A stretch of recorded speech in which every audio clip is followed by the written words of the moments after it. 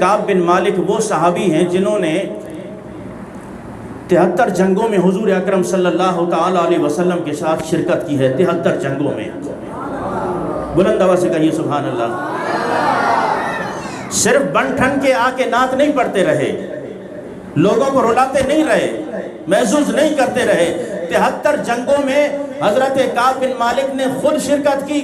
صرف ایک جنگ میں نہیں جا سکے, ایک جنگ میں, جنگ موتا تبوک کے مقام پر آپ نہیں جا سکے. وہ 3 صحابی تھے, حضرت کعب بن مالک, حضرت مرارہ اور حضرت ہلال بن امیہ. حضرت کعب کی میں بات کر رہا ہوں کیونکہ یہ شاعر دربار مصطفیٰ تھے. جب جنگ سے واپسی ہوئی, میرے آقا تشریف لائے تو حضرت کعب حضور کی بارگاہ میں حاضر ہوئے. میرے آقا کا جب جلال دیکھا, میرے آقا نے فرمایا کعب کہاں تھے؟ عرض کی یا رسول اللہ مجھ سے غلطی ہوئی, سستی ہو گئی, میں جنگ میں شریک نہیں ہو سکا.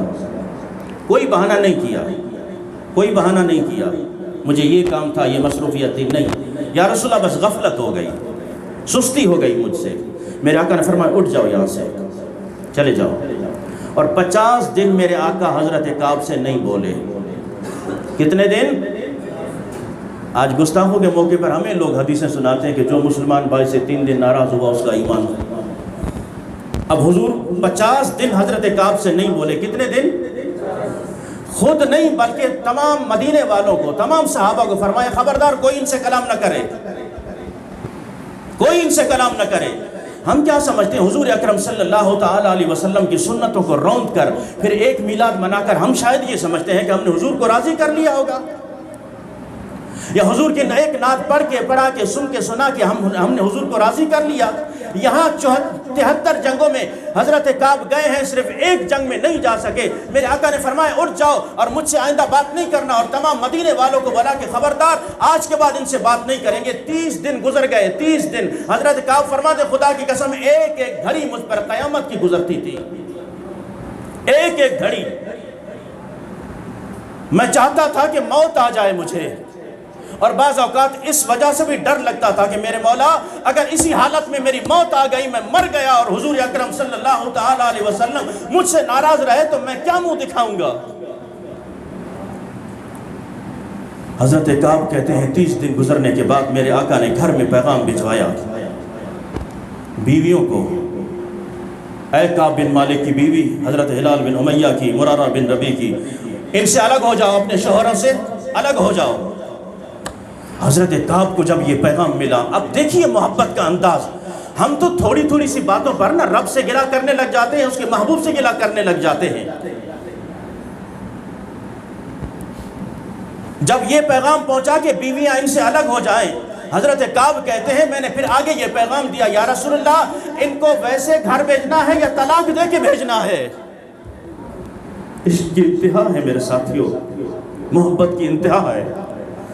آج ہم نے اپنے گریبان میں جھانکنا ہوگا کہ ہم رسول اکرم صلی اللہ تعالی علیہ وسلم کو دکھ پہنچا رہے ہیں یا ان کو راضی کر رہے ہیں. ہماری سیرت, ہمارا اسوہ, ہمارا طریقہ کار کیا ان چیزوں میں دست برسہ عرض کروں کہ حضور اکرم صلی اللہ تعالی علیہ وسلم کا میلاد پاک منانا باعث ثواب ہے.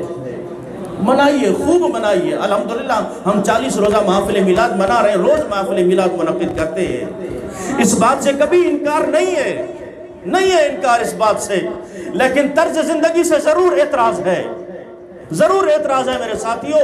آج اگر ہم یہ سمجھتے ہیں کہ ہم اپنی زندگی میں انقلاب لائیں تو میلاد پاک کے ساتھ ساتھ ہم نے اپنی زندگی کو دیکھنا ہوگا کہ آیا میں سے جھوٹ چھوٹ سکا یا نہیں, میں نماز کا پابند ہو سکا یا نہیں, میں دغا بازی چھوڑ سکا یا نہیں, میں غیلہ غیبت چھوڑ سکا یا نہیں, میں حضور اکرم صلی اللہ تعالی علیہ وسلم کے قریب ہو رہا ہوں یا ان سے دور ہو رہا ہوں.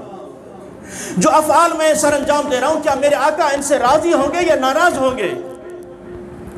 ان باتوں کا اگر ہم نے احساس نہیں کیا اور ساری رات میلاد مناتے ہوئے گزر گئی, صبح پھر ہم اسی طرح رہے, تو پھر سمجھ لینا اپنی زندگی کے اندر کوئی انقلاب قیامت تک نہیں آنا.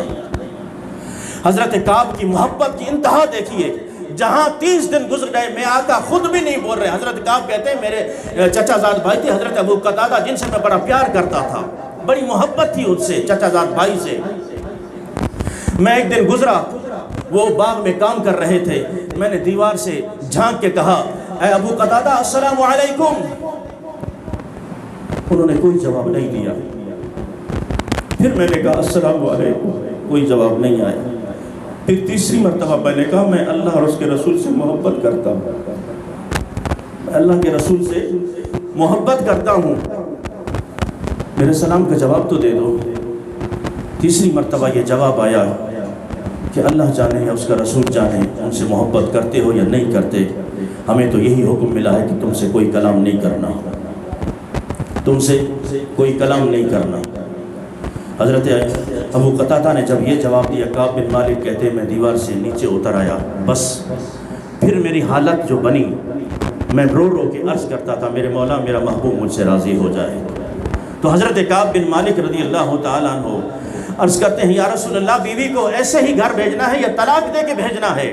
تو 50 دن کے بعد راضی نامہ ہوتا ہے۔ حضرت کعب جو حضور اکرم صلی اللہ تعالیٰ علیہ وسلم کے شاعر دربار ہوں، نعت خوان ہوں، صرف ایک جنگ میں نہ جا سکیں، میرے آقا 50 دن نہ بولیں، کتنی مرتبہ حضور اکرم صلی اللہ تعالیٰ علیہ وسلم کی عزت اور ناموس پہ حملے ہو چکے ہیں، اور اگر ہم خاموش رہتے ہیں اور میلاد منا کے شاید یہ سمجھتے ہیں کہ ہم حضور کو راضی کر رہے ہیں، یہ کام کسی اور کا ہے، تو پھر میں یہ ضرور سوال کروں گا کیا میرے آقا آپ سے راضی ہوں گے، ہم سے راضی ہوں گے، خوش ہوں گے یا ناراض ہوں گے؟ جس کعب بن مالک نے 73 جنگوں میں شرکت کی ہو، صرف ایک جنگ میں نہ جا سکے، میرے آقا 50 دن خود بھی نہ بولے، پورے مدینہ والوں کو منع کر دیں، بیویوں کو بھی الگ کر دیں، تو پھر ہم کس دہانے پر کھڑے ہیں؟